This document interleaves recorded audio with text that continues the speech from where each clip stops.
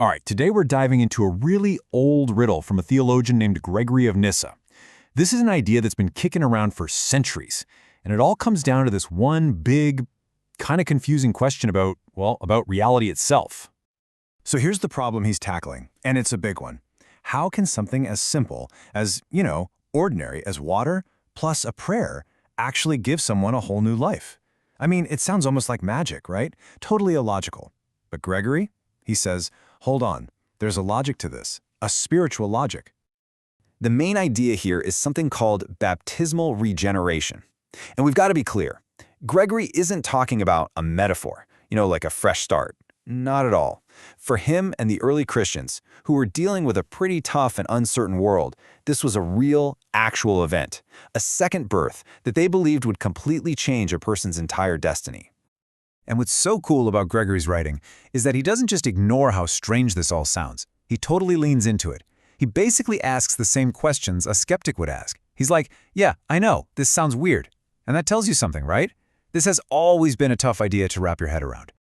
So, to lay out his logic, Gregory does something really clever. He sets up this big contrast. He basically asks us to think about two totally different kinds of birth, two completely separate ways of being.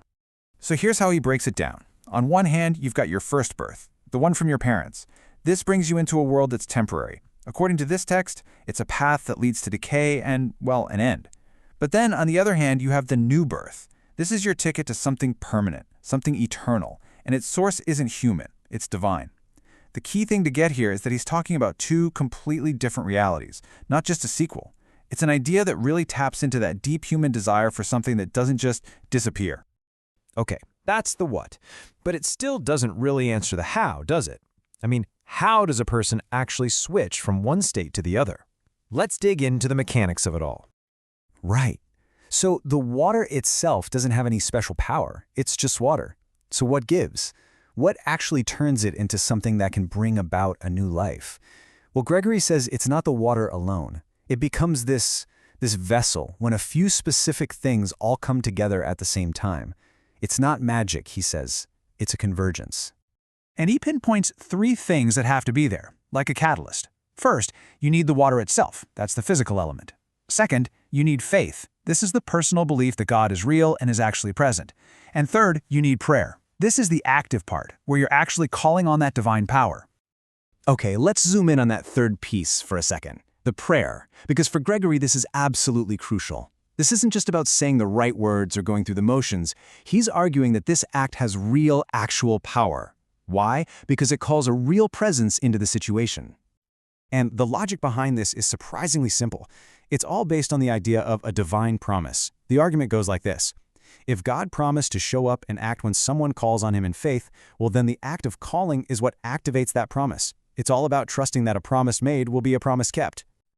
This quote from Gregory's text really gets to the core of it. He says, "We do not doubt the truth of the promise, that what has been promised is present." See, the power isn't coming from the person saying the prayer, and it's definitely not in the water. It's coming from the one they're praying to. The whole thing works, in his view, because you believe the promise is true. And if it's true, then what was promised becomes real, right there and then. All right, so let's say this new birth happens. What does that actually mean for a person? What's the end result?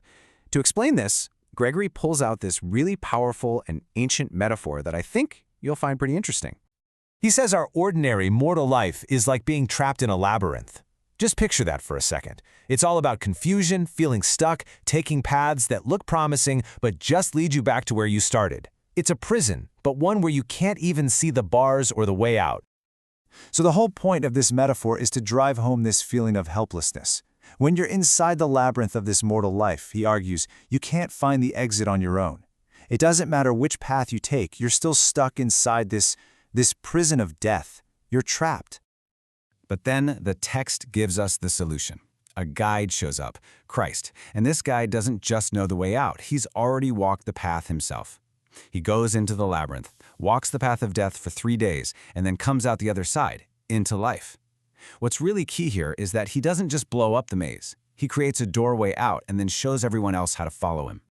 And this is what the new birth is ultimately all about. It's the moment a person decides, okay, I'm going to follow that guide out of here.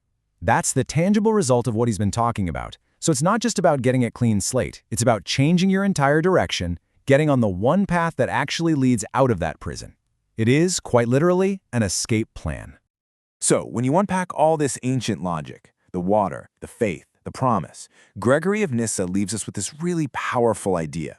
If one kind of life is like being stuck in a maze, the other is the escape route. And that brings his question from all those centuries ago right to our doorstep today. What does it actually mean to be reborn?